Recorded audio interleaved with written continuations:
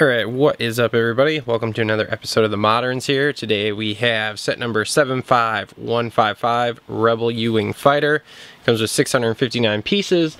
Looks like we have 5 minifigs in it. Turn around to the back here. Play functions. Looks like we've got some missiles in it. The wings kind of fold in and out. Looks like you can put people in it. Obviously it's a troop transport.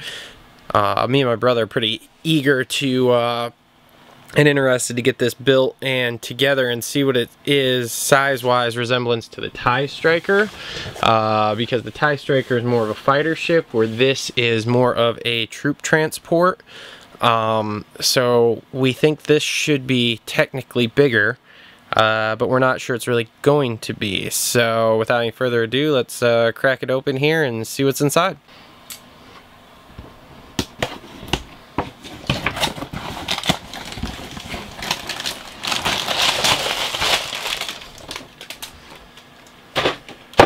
Okay, so inside looks like we have 5 bags. They range from, these are pretty big and full of pieces, to these are pretty small.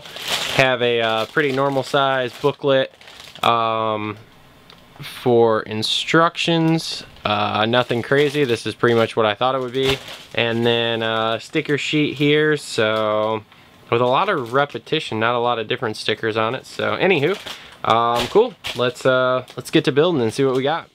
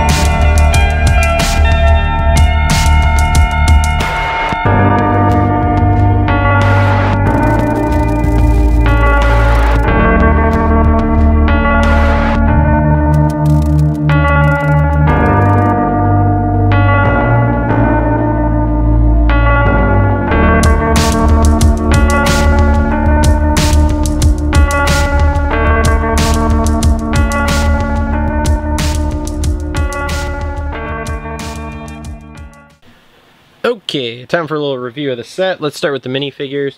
Now you have a pretty typical pilot, typical resistance fighter, I can't remember this guy's name, but I do remember him from the movie.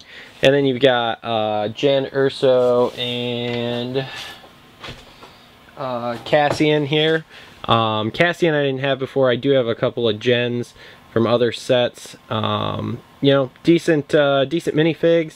Do like the printing on all of them. The newer printings on everything's cool, especially like these pilot helmets. They're cool.